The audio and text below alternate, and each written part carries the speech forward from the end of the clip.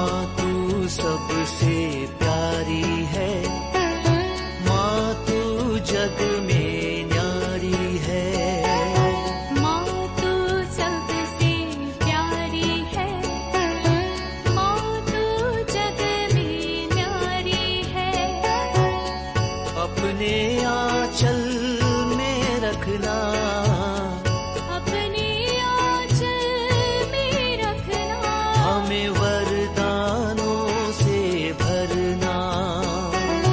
माँ तू सबसे प्यारी है, माँ तू जग में न्यारी है। माँ तू सबसे प्यारी है, माँ तू जग में न्यारी है। Mr. Rajan Samuel, a great missionary in Hindi heartland, first class with distinction.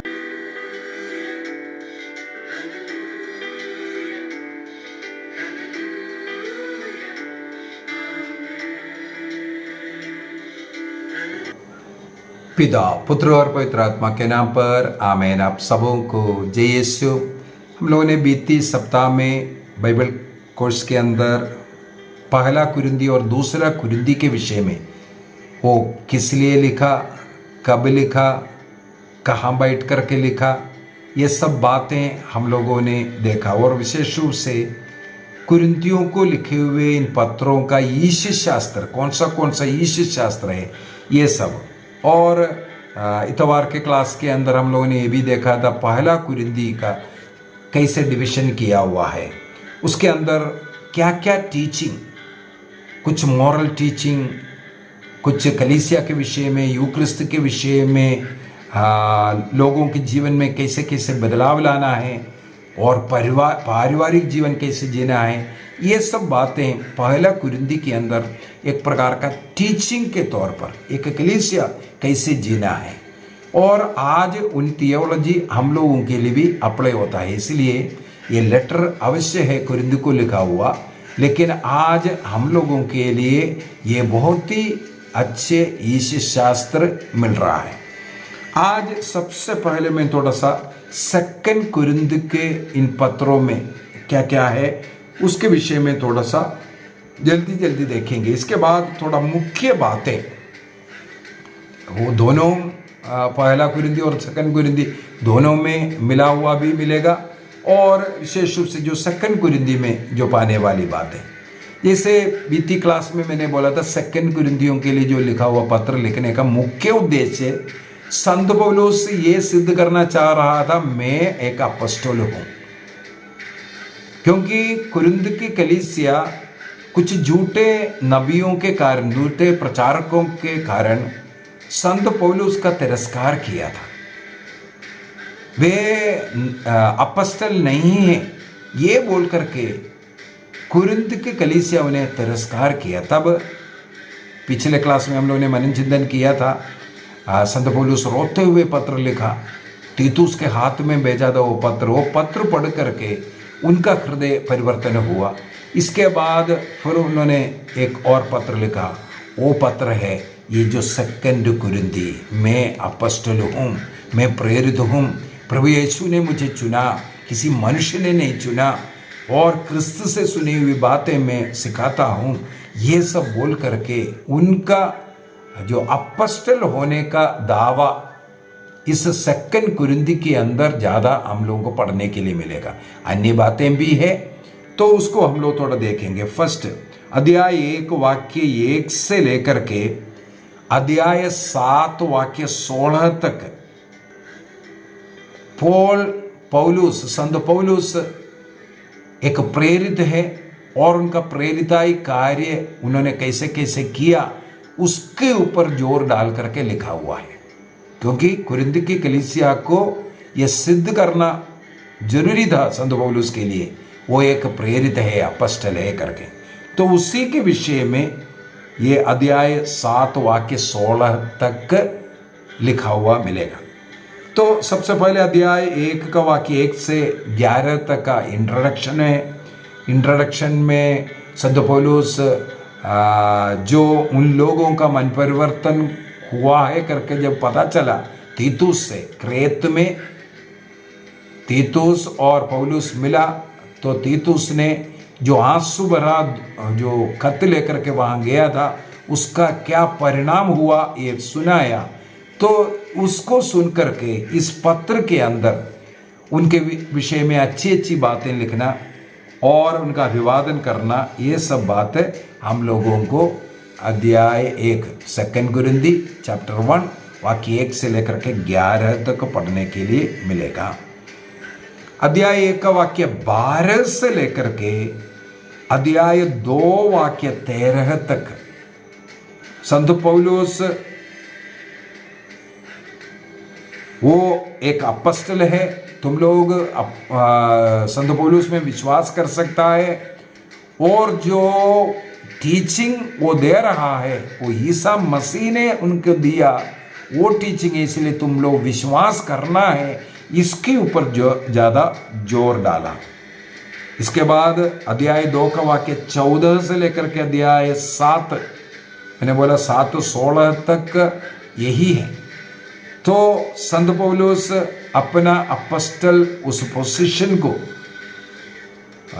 सुदृढ़ बनाने के लिए और उनके कोरिन्थ की कलीसिया में उसको स्वीकृति मिलने के लिए मैं एक अपॉस्टल हूं ये बोल करके उसको प्रूफ करने के लिए अनेकों बातों वहां पर हम लोगों को पढ़ने के लिए मिलेगा। वही लिखा है। यह है फर्स्ट पार्ट में अध्याय 1 वाक्य 1 से लेकर के अध्याय 7 वाक्य 16 तक। इसको हम लोग फर्स्ट पार्ट बोल सकता है 2 कुरिन्थ का, क्योंकि इसके अंदर मुख्यतः संत पौलुस ये प्रूफ करना चाह रहा था संत पौलुस एक प्रेरित है। अभी 2 पार्ट जैसे हम लोग ले सकते हैं अध्याय 8 को, अध्याय 8 वाक्य 1 से लेकर के अध्याय 9 का वाक्य 15 तक यदि हम पढ़ेंगे, वहां पर कुछ पैसे के कलेक्शन के विषय में वो यरूशलेम के संत लोगों के लिए संत पौलुस बहुत ही इनिशिएटिव लेकर के जगह जगह घूम घूम करके उसका पैसा कलेक्शन करता है। तो संत पौलुस इस पार्ट में अध्याय 8 1 से लेकर के अध्याय 9 15 तक का भाग में एक क्रिस्त विश्वासी जब तक नहीं देने वाला नहीं है, नहीं देता, वो क्रिस्तीय नहीं कहला सकता। केवल मुझे दे दो दे दो दे दो बोल करके बैठा है, प्रार्थना यही कर रहा है, प्रभु मुझे ये देना वो देना, ये एक सही प्रार्थना भी नहीं है, सही क्रिश्चियनिटी भी नहीं है। एक सही क्रिश्चियन देने वाला होना चाहिए। कैसे देना है? दबाव के कारण नहीं, खुशी से देने वाला होना चाहिए। हमारे बीच में रहने वाले गरीबों का मदद करने वाला, कलीसिया की मदद करने वाला ये होना चाहिए। ये शिक्षा यहाँ पर हम लोगों को पढ़ने के लिए मिलता है। अन्य लोगों के लिए हमें जीवन जीना है। ये है क्रिस्तीय धर्म का मुख्य संदेश। ईसा मसीह ने स्वयं मत्ती के सुसमाचार अध्याय 25 में अंतिम न्याय के समय पर इसके आधार पर न्याय करेगा ये बोला। तुम गरीबों को, जरूरतमंदों को कैसे मदद किया, इसके आधार पर अंतिम न्याय होगा। ईसा मसीह ने ये सिखाया। तो संत पौलुस भी इसी प्रकार बोलता है कि क्रिस्त विश्वासी है तो अपने भाई बहनों का ध्यान रखने वाला, उनका आर्थिक मदद देने वाला, उनकी सहायता करने वाला, कलीसिया के इस प्रकार आर्थिक सहायता का भी जरूरत है, उसमें मदद देने के विषय में सिखाते हैं।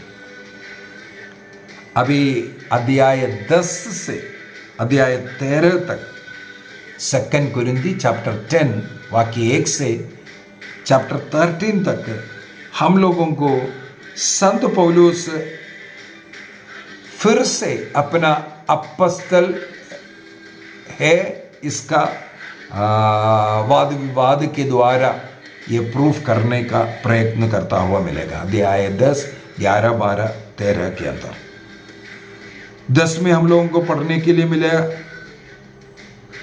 किस प्रकार संत पौलुस को प्रेरित होने के अधिकार मिला और अध्याय 12 के अंदर हम लोगों को पढ़ने के लिए मिलेगा, वो स्वयं अपनी शक्ति के द्वारा नहीं बल्कि प्रभु उनके द्वारा कार्य करता है, प्रभु का कार्य वो कर रहा है इस प्रकार। और अध्याय 12 वाक्य 14 से आगे 13-10 तक हम लोगों को पढ़ने के लिए मिलेगा। और कुरिन्थ की कलीसिया को वार्निंग भी देता हुआ, जो संत पौलुस का तिरस्कार करेंगे, संत पौलुस को अपस्टल नहीं है बोल करके उनके विरोध करेगा, उनके लिए संत पौलुस एक और बार आने के विषय में वहां पर बता करके दे रहा है। और अध्याय 13 का वाक्य 11 से आगे 12-13 में सब इस खत को समाप्त करते, समापन वाला पार्ट हम लोगों को पढ़ने के लिए। इसका मतलब है संत पौलुस 2 कुरिन्थी ये पत्र जो लिखा उसमें मुख्य उद्देश्य वो एक अपस्टल है, फर्स्ट पार्ट के अंदर वही था। और अध्याय 8-9 के अंदर जो अपने साथ रहने वाले जरूरतमंदों को आर्थिक मदद पहुंचाना, वो भी खुशी से अगर दोगे प्रभु उसको स्वीकार करता है। ये देना एक हर एक क्रिश्चियन का धर्म है, ये सिखाता हुआ। और अध्याय 10 से फिर से ईश्वरीय शक्ति से वो इस प्रकार अपस्टल बन करके कार्य कर रहा है, ये सब बोल करके दे रहा है। तो संत पौलुस कुरिन्थ की कलीसिया के लिए प्रेरित बन करके रहना चाह रहा है, उसके लिए 2 पत्र लिखा हुआ। अब कुछ इसके अंदर पढ़ने वाला मुख्य सब्जेक्ट्स हम लोगों को जो उतारने लायक कुछ बातें हैं। एक, संत पौलुस स्वयं मिशन कार्य में कष्ट पीड़ा सह रहा, उसका वर्णन भी हम लोगों को इसके अंदर पढ़ने के लिए मिलता है। कितना कष्ट पीड़ा सह रहा है, और ये कष्ट पीड़ा उनके मिशन कार्य के लिए मददगार है, वो मिशन से हटाने के लिए नहीं है, ये जो बोल करके दे रहा है। फर्स्ट कुरिन्थी के अंदर भी उस कलीसिया में क्या क्या प्रॉब्लम्स चल रहा है, और जो असन्मार्ग जीवन में वासना का पाप का जीवन जी रहा है, इससे सब उनको छुड़ाने का प्रयत्न करता हुआ हम लोगों को मिलेगा।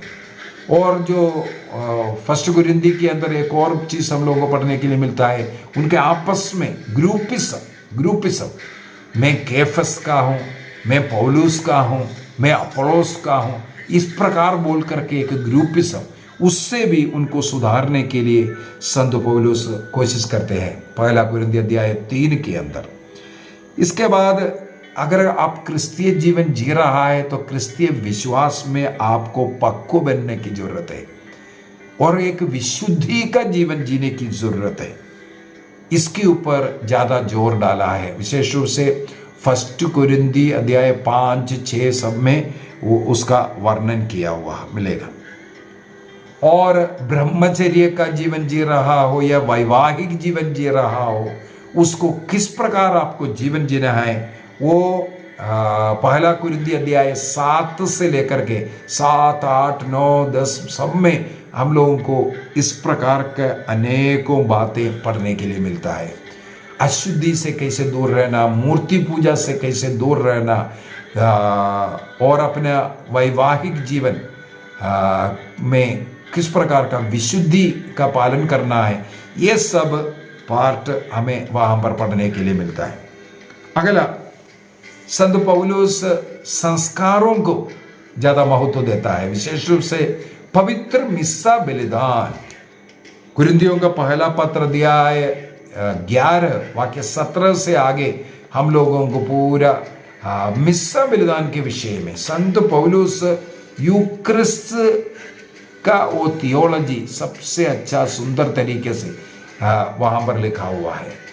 ईसा मसीह ने किस प्रकार उसको अर्पित किया, और अर्पित करने के बाद कहा यह मेरी स्मृति में किया करो, यह मेरी स्मृति में किया करो। 2 बार ये बात बोल करके, इसका मतलब आदिम कलीसिया प्रतिदिन पवित्र मिस्सा बलिदान में भाग लेता था।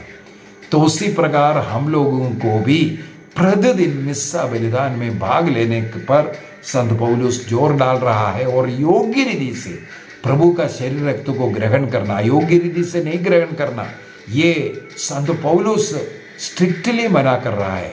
यदि हम अयोग्य रीति से ग्रहण करेंगे, जैसे यूदस ने प्रभु यीशु मसीह के हाथों से वो रोटी लिया, वो उनका मृत्यु का कारण बना, क्योंकि अयोग्य रीति से प्रभु को पकड़ाने का विचार में 30 सिक्का लेकर के पैसे का चोरी करने वाला व्यक्ति था, उनका मृत्यु का कारण बना। इसलिए संत पौलुस बोल करके दे रहा है, इसलिए कहने को लोग बीमार है, कमजोर है और उनका मृत्यु हुआ है। इसलिए केवल योग्य रीति से, इसका मतलब पाप स्वीकार कर, अपने पापों को स्वीकार कर, अंतःकरण की जांच करने के बाद, और प्रभु का शरीर है, प्रभु को मैं ग्रहण कर रहा हूं, इसको विश्वास करते हुए, ये नहीं रोटी नहीं खा रहा है, उसको परखने के बाद खाना है बोलता है। इसलिए पहला कुरिन्थी बहुत ही महत्वपूर्ण अध्याय है। और संत पौलुस के इन पत्रों में हम लोगों को पवित्र आत्मा के वरदानों के विषय में, फलों के विषय में अध्याय 12, 13, 14 विशेष रूप से उसके लिए समर्पित किया हुआ है। और मृत्यु के बाद पुनरुत्थान होगा, वो अध्याय 15 के अंदर भी हम लोगों को पढ़ने के लिए मिलता है। और 2 कुरिन्थी के अंदर विशेष रूप से संत पौलुस जो थियोलॉजी दे रहा है, मिशन कार्य कर रहा है कि नहीं, तो आपको कष्ट झेलना है। आप प्रभु यीशु मसीह को स्वीकार किया है तो आपको अपने घर में, पड़ोस में, अन्य लोगों के बीच में आपका अपमान सहन करना पड़ेगा, आपको निंदा सहन करना पड़ेगा और आपको कष्ट पीड़ा सहन करना पड़ेगा। उस कष्ट पीड़ा के द्वारा आप क्रिस्त से जुड़े रह पाएगा। इसलिए बहुत ही सुंदर तरीके से क्रिस्त से मिला हुआ एक खजाना है, लेकिन ये मिट्टी के बर्तन में है। कुरिन्थियों का दूसरा पत्र अध्याय 4 वाक्य 7 से आगे 18 तक, हम बलहीन मनुष्य हैं, इस बलहीन मनुष्य पात्र, उसमें प्रभु का कृपा निधि प्रभु ने दिया है। इसके बाद अध्याय 5 में, 2 कुरिन्थी अध्याय 5 वाक्य 11 से, क्रिस्त के साथ किस प्रकार हम मेल कर करके जीवन जीना है, उसमें मेल मिलाप के विषय में हम लोगों को सिखाए। मेल मिलाप, we are the ambassadors of Christ बोल करके संत पौलुस बोलते हैं। और क्रिस्त ने जो दुख पीड़ा सहन किया, उसके द्वारा हमें क्रिस्त के जो विशुद्धि है हमें दी। हमारे पापों अपराधों को प्रभु ने अपने ऊपर उठा करके प्रभु की उस विशुद्धि को हमें प्रदान किया। ये सब सिखा रहा है। और इस मेल मिलाप का अर्थात पाप स्वीकार संस्कार का हम वो एम्बेसडर से है, अर्थात पुरोहित के पास जाना है, अपने पापों को स्वीकार करना। ये सब 2 कुरिन्थी अध्याय 5 के अंदर हमें सिखाते हैं। और क्रिस्त से मिलने वाली ये कृपा सब दान के रूप में हमें मिला है, किसी मनुष्य के कर्म के पुण्यफल नहीं है, बल्कि ये सब प्रभु का दान है। ये भी 2 कुरिन्थी अध्याय 8 अध्याय 9। इसलिए हमें भी एक क्रिस्ती होने के कारण दानी बनने की जरूरत है, क्योंकि प्रभु से हमें दान के रूप में मिला और हमें भी दानी बनना है। वो जो प्रभु से मिला हुआ है वो हमें भी देना है। अध्याय 9 के अंदर, अध्याय 9 वाक्य 7, 2 कुरिन्थी चैप्टर 9 वर्स 7 के अंदर हम लोगों को पढ़ने के लिए मिलेगा। जो इस प्रकार खुशी से देता है प्रभु उसे ही केवल स्वीकार करेगा। इसका मतलब लाचारी से नहीं, बल्कि हमें खुशी से देना सीखना है करके। और संत पौलुस को प्रभु ने स्वयं चुना और नियुक्त किया प्रेरित के रूप में, लेकिन उस नियुक्ति प्रभु ने स्वयं चुनकर नियुक्त करने वाला, कार्य करने वाला वो मैं कितना बलहीन हूं, इस प्रकार का अपने खुद का बलहीनता, कमजोरी के विषय में भी संत पौलुस कहते हैं। अध्याय 10 से लेकर के अध्याय 13 तक अगर हम पढ़ेंगे, वहां पर संत पौलुस उसके विषय में लिखा। अध्याय 12 के अंदर एक कांटा मेरे शरीर में दिया हुआ है, इसके विषय में भी जो संत पौलुस बता कर दे रहा है। क्रिस्त स्वयं एक प्रकाश है, उस प्रकाश से जुड़े रह करके हमें प्रकाश, दूसरों को प्रकाश देने की जरूरत है। ये सब बातें,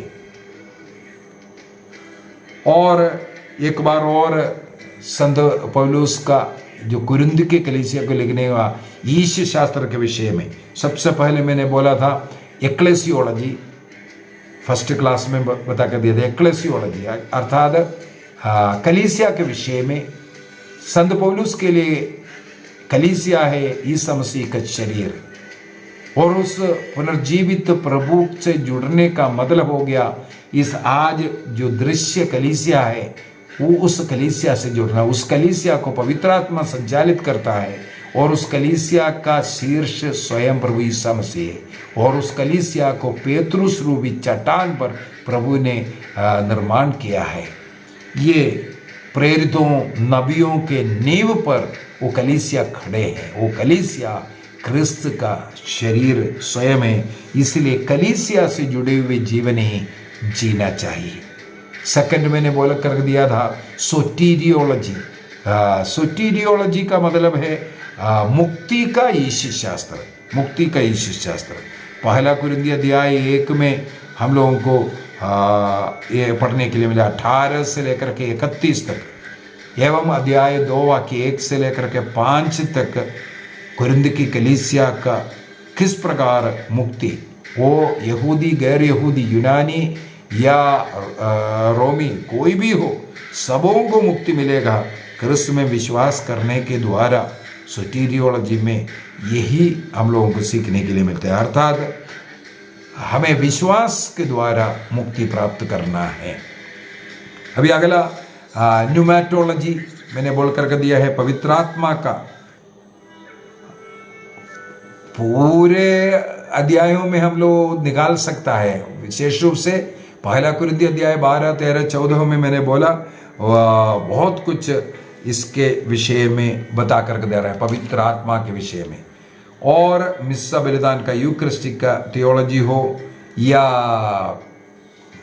थियोलॉजी ऑफ लव अध्याय 13 और अध्याय 15 में एस्कटोलॉजी, ये सब बातें हम लोगों को पढ़ने के लिए कुरिन्थी के पत्र में मिलेगा। और संत पौलुस सेकंड कुरिन्थी के द्वारा ये चाहता है कि जैसे क्रिस्त में हम लोग मेल करते हैं, उसी प्रकार हम एक दूसरे के साथ लड़ाई झगड़ा ईर्ष्या ये सब से नहीं, प्यार में रहना है, मेल मिलाप का जीवन। और संत पौलुस साफ साफ सिखाता है सेकंड कुरिन्थी अध्याय 5 के अंदर उसका, हम लोगों को उसका अम्बासडर बनाया है, तो ताकि हम क्रिस्त से ईश्वर से मेल करें। कैसे? एक दूसरे से मेल करते हुए, इस प्रकार। तो यही मुख्य बातें हैं, थियोलॉजी से हैं। तो इसके अनुसार जीने की कृपा हम लोग को दे। आप पहला कुरिन्थी और सेकंड कुरिन्थी का जो पत्रों को, पूरे अध्यायों को, ये जो बातें बोल करके दिया उसको मन में रख करके जल्दी जल्दी पढ़ना। ये भूलने के बाद पढ़ेगा तो इतना समझ में नहीं आएगा। अभी आपने जो सुना, कुछ बातें आपके मन में उस समय पर स्ट्राइक करेगा जब पढ़ते जाएगा, तो हाँ मैंने ऐसा बोला था। इसी प्रकार ही लेटर्स को हम पढ़ सकते हैं, उसके अंदर का क्या थियोलॉजी है, कहाँ लिखा, क्यों लिखा, उस कलीसिया के विषय में, वो कलीसिया कैसा था, उस कलीसिया में क्या सुधार का जरूरत था, क्यों इस प्रकार लिखा है, तब उत्तर तब मिलेगा जब उस कलीसिया के विषय में हमें ज्ञान हो। तो हम प्रभु को धन्यवाद दें।